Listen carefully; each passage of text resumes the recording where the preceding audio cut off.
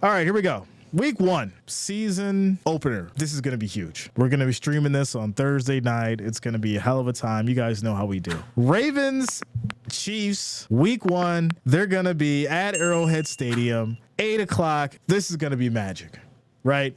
We love these kind of games because you've got the superstar quarterbacks. You've got Derrick Henry now. You've got Travis Kelce. Taylor Swift's probably going to be on the field. Rashee Rice, there's a lot that's going on or that will be going on in this game, and it's going to be a hell of a game. It really is. In fact, it's going to be one of those games where I'm assuming that the spread will be close. And if I'm not mistaken, maybe they've already got it up. We'll see here. Yep. Look at that. See, I didn't even know it, right? We've been doing this for so long that your boy Jay just knows. I didn't even look at it. I knew it was going to be close. I knew it. The over-under is 47. The spread is 2.5, right? That's basically a field goal. Ravens are obviously the underdog at plus 120. Chiefs are the favorites at minus 140. So, yeah, this is one of those kind of games that can go back and forth, and we're all sitting there on the edge of our seats like, wow. So I'm excited for it. I do think it's going to be a hell of a game. I will say this, though, and I know KC fans are going to be mad at me for it, but I got the right to say this because I feel like the Ravens are going to come out on fire in this first game. And I'm going to say the Ravens may take this. The Ravens may take this specifically because there is going to be a lot going on this Ravens offense that I think this Kansas City Chiefs defense is going to have some problems with. And I say that not loosely, but I say that because if you go back and you look at what the Detroit Lions did last year in week 1, KC ran into that wall and it was a close game, right? It was a close game. You guys see this one, the spread is 2.5. It's 2.5. Last year, it was a very close game, and obviously the Lions squeaked it out, but I think the Ravens could do the same thing here against Super Bowl champions. So I'm going to go ahead and I'm going to ride with them Ravens on week 1. Week 2, they go against the Raiders. I'll give them that one. Week 3 against Dallas, right? We know that Dallas is very, very interesting when it comes to the defense. They can find a way to not only stop the run, but they can become very problematic if they're playing at 100%. They have to be playing at 100%, and this could be another game where it turns into a defensive battle, and it turns into a game of who's going to make the first mistake.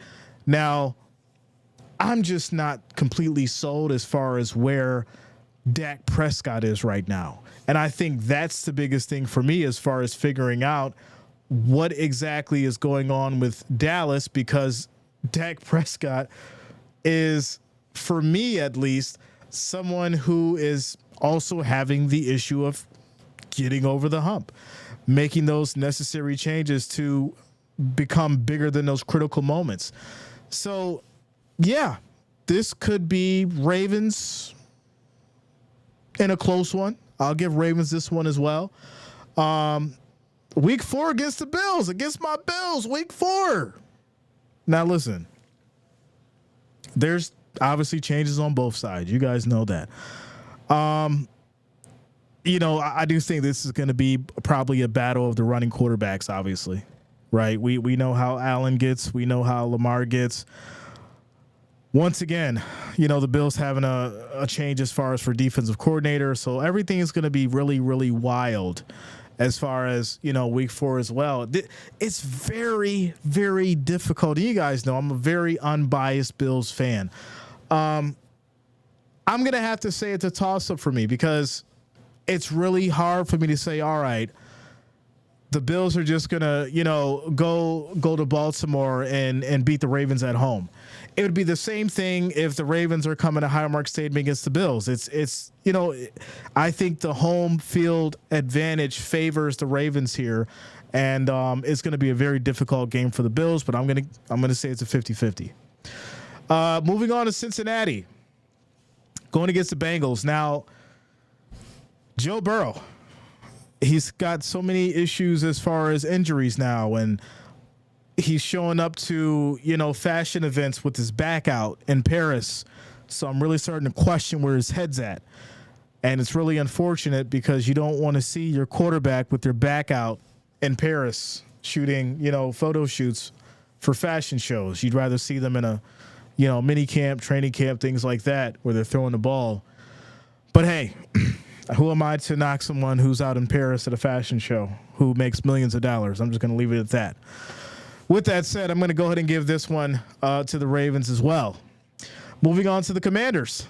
Washington is in a weird spot, right? They have so many changes, new quarterback coming in, basically a new team, essentially. So, yeah, I mean, this could be a blowout here against the Commanders.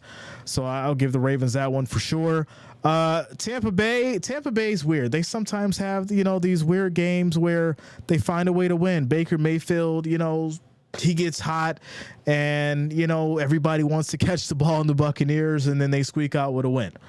So that could be a toss-up for me. Against the Browns, now listen, things get a little weird here, right? We know that the Browns had one of the strongest defenses, and nobody accepted that. How crazy was it last year that everyone was so focused on Dallas and what they were able to do defensively, but really, really forgot and didn't pay attention to the Cleveland Browns, who eventually ended up getting further than what most people thought they would with Mr. Joe Flacco. So this is another team that I think could, make it very interesting for the Ravens. I think it'll be a dogfight there. But specifically just from, a talent level, I think this one could go either way as well. For sure. So that's a 50-50 for me. Denver, I'm not sold on Denver. I've really got to see what's going on with them. I need more tape on what's going on, and everything as far as with this team and the coaching and all this other stuff. There's a lot of craziness. I get they got who they wanted at quarterback, but I'm just not sure if they're really ready. So I'm going to have to give the Ravens that one against Denver. They'll face the Bengals again.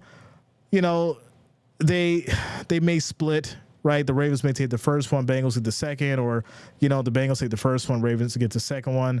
I think they may split. Getting into the Steelers, I think this will be a good one.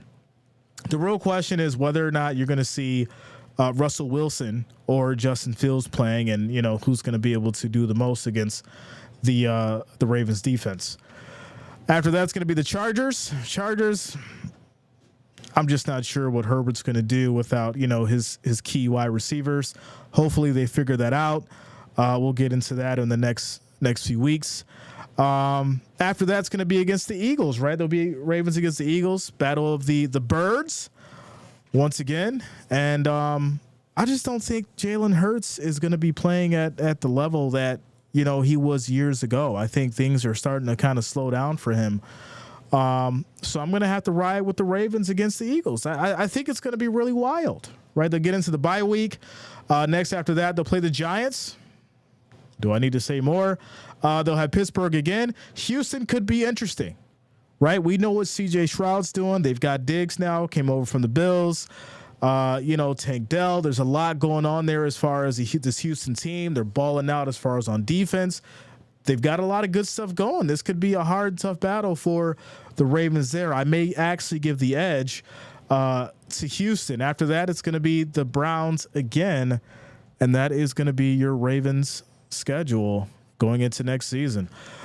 Quick shout out to Kolya. What up, Kolya? How you doing tonight? Forrest says Joe looks swishy as hell with that backless shirt. Shout out to Tamia. What up? What's going on with you? Shane01 says Taylor Swift's going to be the new DP. Yo, y'all are crazy. Reverend says week 1 is going to come down to proper clock management versus trying to do too much for Baltimore. I agree. I'll tell you this right now. I think it's obviously the biggest thing with, Andy Reid is you're playing against a chess master. He's got all the pieces on the board. But if you can outmaneuver him, if you can figure out how to manage that clock without making too many mistakes, because you're going to make some mistakes against the Chiefs. That's just the reality of it. You're going to make some mistakes against the Chiefs. So your best outcome is how well you can manage that clock when it comes down to it.